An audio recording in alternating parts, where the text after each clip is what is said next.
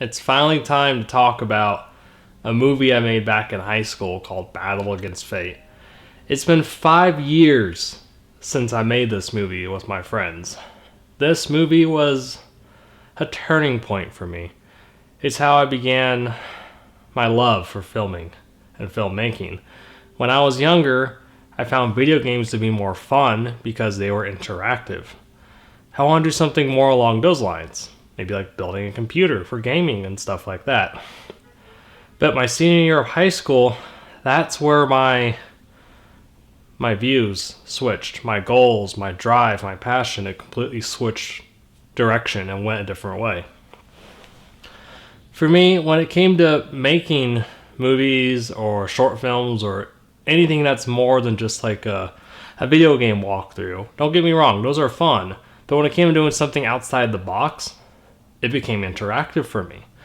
And when you start doing that and you watch like a movie on TV or at the theaters, you start being involved with it. And it's like a different viewing. And you don't have to be just a film critic to see that. For me, Battle Against Fate was something that I enjoyed more years ago than I enjoy now. Now I just love laughing at it, nitpicking it, and reliving old memories. It all started back when I was in a digital video production class in high school. The year was 2011, and at the time, I wanted to be a computer engineer. Well, clearly that's not what I'm doing with my life, but at the time, that's what I wanted. And I was also in a class called Writing Through Film. Now, my Writing Through Film class was more of the study of film, while digital video production was more of doing it yourself, like hands-on. So of course, my Writing Through Film class also had projects you had to make, except they didn't really provide you with much equipment, whereas my digital video class did. So I figured I could just make one big thing for both. However, at least where I live at, 2011 was the year with the most weather problems. This year was actually pretty close to that same thing. It was cold, it was snowing, it was raining constantly, and I want to make a movie where we were going to be fighting each other, fighting people, hitting each other, and, well, I don't want to do it in the snow. The weather didn't get good till about mid-April, and that's when I had a month and a half left before I was supposed to be done with this, turn it in for my final grade, and then graduate from high school. So this month and a half changed my life. Now beforehand, I was working on the story and I was really involved into trying to make it as good as I can. I named it Battle Against Fate because I thought it was a cool idea for this one character named after myself, which all the characters are, named after the friend that was playing them. And that way it was easier for them to just be themselves when they were playing their character because it's pretty much themselves. It was a lot easier for us to do that. I went to my friends and go, hey, you guys want to make a movie? Like, no, seriously. Do you want to make a movie? The answer I got was yes, a hell yes, and I don't know, I'll think about it, but eventually a yes. So I got all my friends to be a part of it. I had my friend Dean play a villain. I had my friends Josh and Brian play like the supportive friends. One of which doesn't fight and the other does, like in martial arts. And at the time, I was very involved in martial arts. I was at the beginning of the advanced ranks, and I was still learning. Had a lot of fun incorporating that into learning film and studying that. So, Battle Against Fate, I kept the story real simple because martial artists normally have a good moral. A lot of martial artists have good morals, good values, and they're very humble people. Of course, you have those few that are arrogant, stuck up, standing on a pedestal or sitting on a high horse, and yeah, everywhere has that. Doesn't matter where you work at or what you do, you're always going to find or see people like that. The humble ones tend not to bring all that up or get involved in that kind of stuff. They'll just be nice. So I wanted to create an organization or a group that was the complete opposite of that. Kind of like Cobra Kai and the Karate Kid. I call these guys, yes, you may laugh, the Forbidden Martial Arts Organization. Did he laugh? Because it's kind of a funny thing. Okay, it's forbidden. Well, what's so forbidden about martial arts? Everyone does it, everyone sees it. Why is it just killing techniques?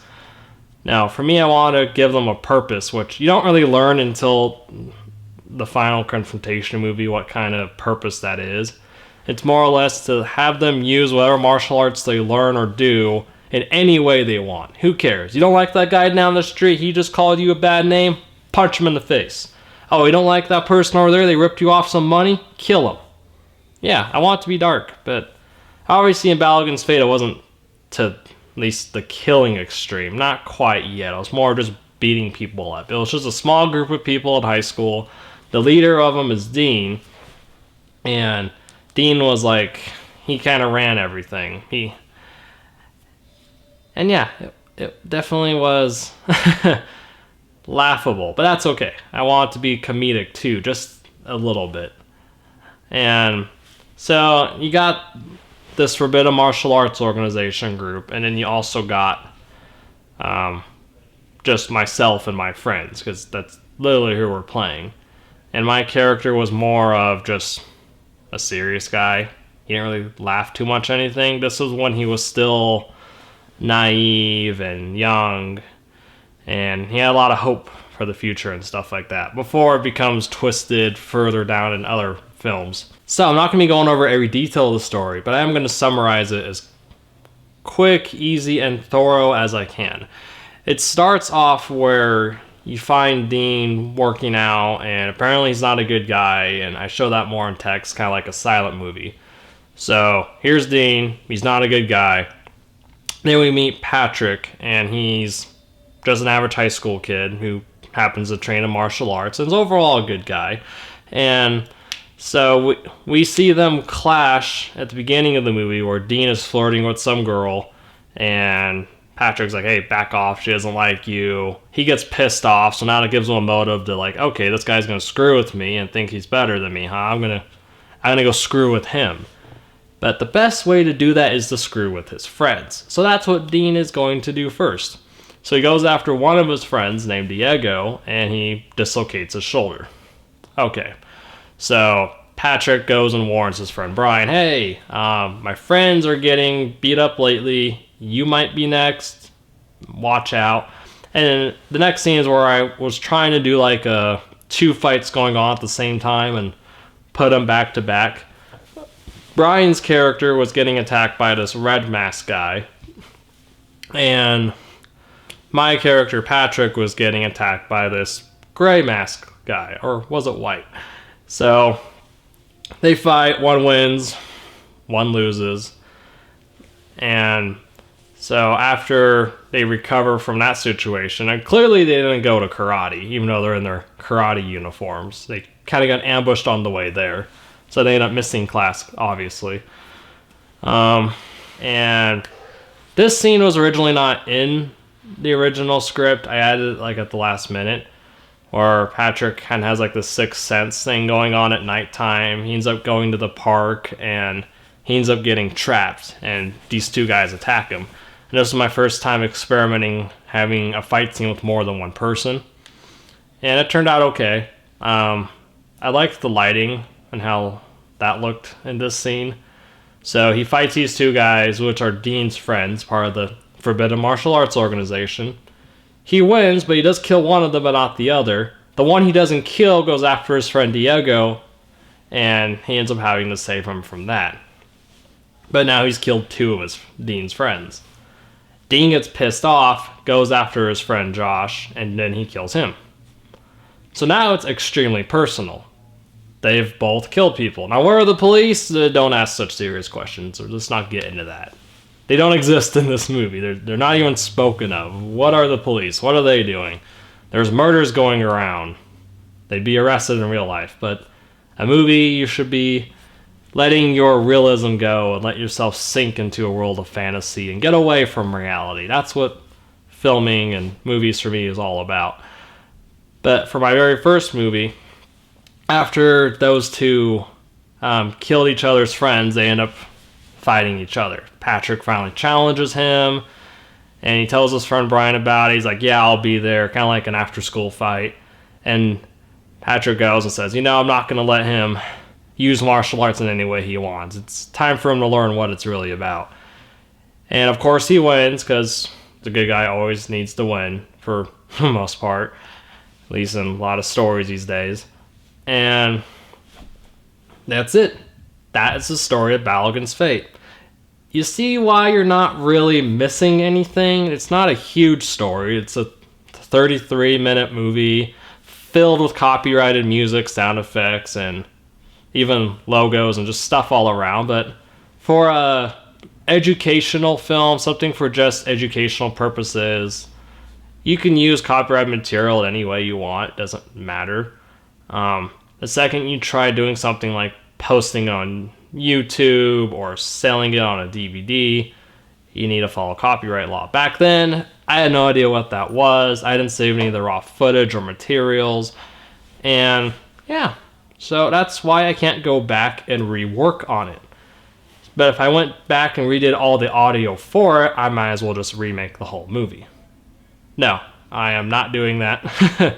But Battle Against Fate, I turned it in for both classes. In my writing their film class, it got Best Action because it was the only action. And my friends and I are not actors. We're still not actors. We do the best that we can, and we've gotten better over the years. And to me, in my most recent work, Fatal Encounter, that shows. But we're not actors. And we probably will never be actors. That's not something we want to do. They're just nice enough to help me out because that's all the help I can get at the moment. And then in my digital video production class, it got obviously an A. I got A's in both classes for it. But it did win some kind of awarding the class. I think it was like just the best short film award because it was 33 minutes, but it wasn't like a feature length type of thing over hour and a half. It wasn't that long. So it was less than an hour. It was okay. I shot this whole movie on a JVC camcorder. I only shot in 480p. Actually, it might have been 360. It didn't look too good. It's fuzzy. I didn't learn a lot. I mean, I didn't know a lot back then. But that's okay. For me, there's not a whole lot to talk about when it comes to Battle Against Fate. It's okay. It's the first movie. If you want to see where I got my start, this is it. I'll be posting a link to where you can find the video, not on YouTube, but like on the internet where you can actually hear all the original audio for it. So if you're interested in actually watching the movie without my commentary over it, you could click on the link below. Otherwise, I'm going to be posting up another video where I'm going to be commentating throughout the whole movie. And it's just going to be my personal experiences, stuff that we've had issues with during production, and what I remember as I'm rewatching it for the millionth time over the years. Every project you do, at least for me, there's supposed to be, or at least should be, progression. Like, you yourself are better today than you were 3 weeks ago, a month ago, 3 years ago. And as you get older, time seems to fly by faster. So when I look back at this one, I like to see where I was at 5 years ago and then where I'm at today.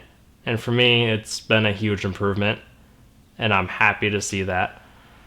So in the next video, we're going to be watching Battle Against Fate together with only my commentary, and the audio from it's going to be completely gone.